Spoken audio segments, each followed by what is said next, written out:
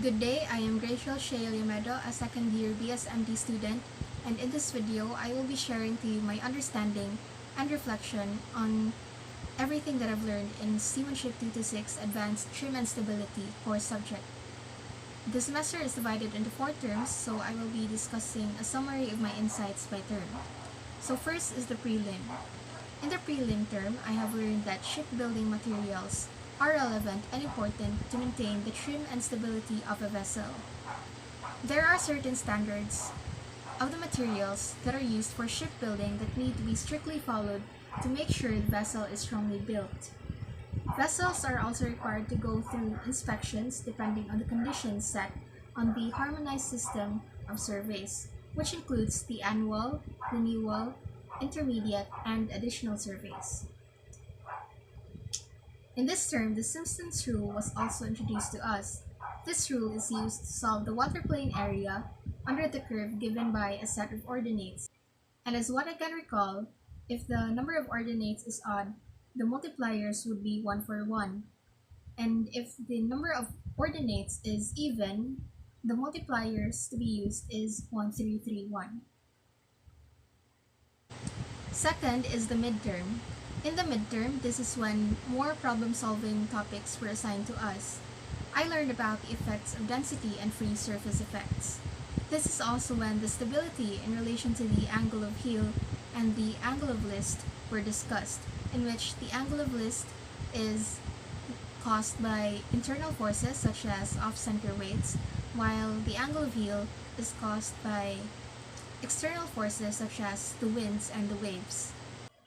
Lastly, for the midterm, I learned that draft survey is also a very important factor to monitor and to maintain stability when departing and arriving at ports. Third is the semifinal. In the semifinal term, the wind heeling moment, ice accretion, and icing allowance were discussed. These topics are very important to know the effect of the wind to the transverse stability of the ship, and it is also used to know the adjustments to be done during icing conditions.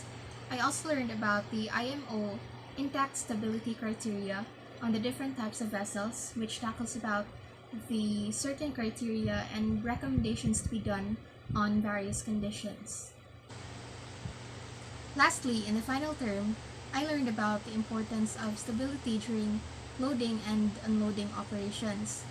Maintaining ship stability during loading varies and depends on the situation and the type of vessel. Loading cargo will lead to a larger draft, while unloading cargo will lead to a smaller draft. And in these scenarios, the ship is prone to listing.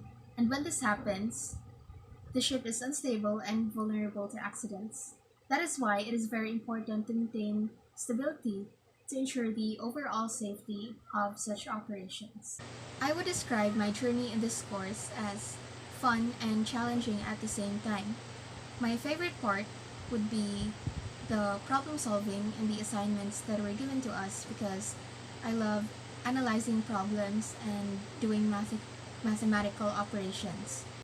And it always felt good to have a sense of fulfillment when my hard work and diligence in doing the tasks were paid off, especially whenever I got the correct answers.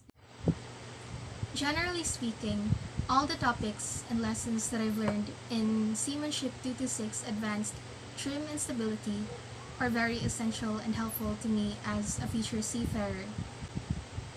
I am confident that everything that was taught to me will be very useful and will be applicable once I work on board.